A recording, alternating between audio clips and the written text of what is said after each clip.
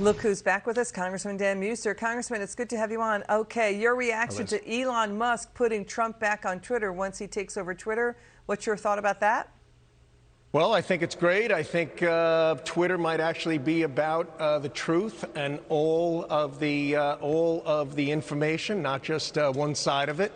So, welcome back to Twitter, Mr. President. Well, they were saying that basically the left is saying, and other critics are saying that former President Trump has been making false statements about the race and about the vote.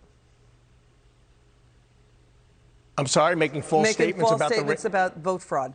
Right. Well, there's who's going to determine that? Who's going to determine that? That is the question at hand right now. Do the American people want the government choosing that, which is what they're trying to do with this information board?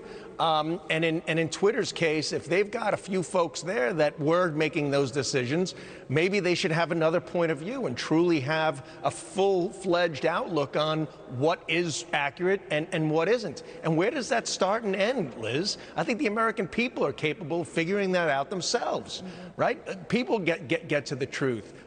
Who is the one going to be doing the censoring? That is always the question, and that's why our First Amendment rights exist. Well, the White House press secretary is threatening retaliation. She's citing getting rid of the 230 section in the law that gives Twitter and social media protection from lawsuits over third-party content. Let's watch this.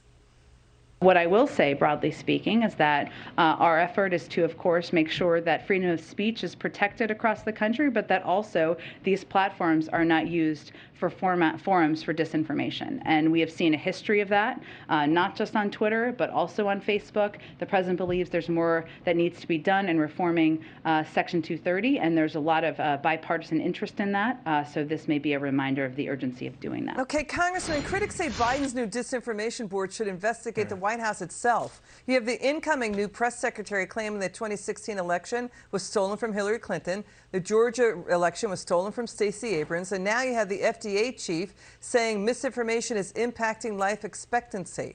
He says nothing about the excess deaths, which relates to the vaccine. Didn't mention the wave of deadly drugs pouring across the border. No, none of that. They're developing the Ministry of Truth in our government, and the American people should be very alarmed at this significant encroachment on free speech rights. And particularly not just the government setting up this disinformation, first of all, hired by Mayorkas, who, by the way, Secretary Mayorkas very well may be the most deceitful spin master in Washington, telling us the border's secure when it's not. And then he goes on and hires this Nita Jankowicz, who, when, as you well know, stated that the Steele dossier was credible, stated that the Hunter Biden laptop was Russian propaganda product, and also stated right at the very beginning that there was no evidence to show that the virus came from Wuhan, which is now all the evidence points in the opposite direction. So what we have here is a very, very left-wing extremist who is now going to determine what the truth is for our nation? I don't think so. And that's why tonight we're voting on a bill to defund, Kevin McCarthy's bringing it to the floor, to defund this ridiculous, outrageous disinformation board, which is George Orwell's worst nightmare. You know, the other thing, too, is the president, he's been accused of being misleading, too, right?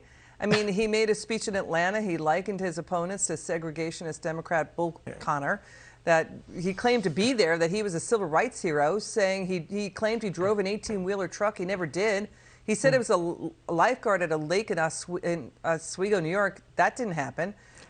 He said a bunch of things also about the withdrawal from Afghanistan, the supply chain, and much more. A lot of disinformation coming out of the White House itself. Well, precisely. There's a long laundry list of it. It is Afghanistan's going well, and there was nothing else we could do.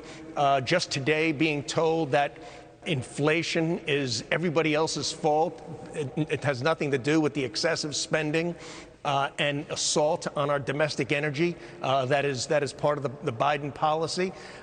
Look, when your policies fail, this administration certainly is not taking any responsibility for it, and they're just spinning it to the best that they can. And Jen Psaki is the spokesperson. People like Mayorkas, Secretary Mayorkas, is initiating failed policy and then, frankly, being very deceitful about its outcome.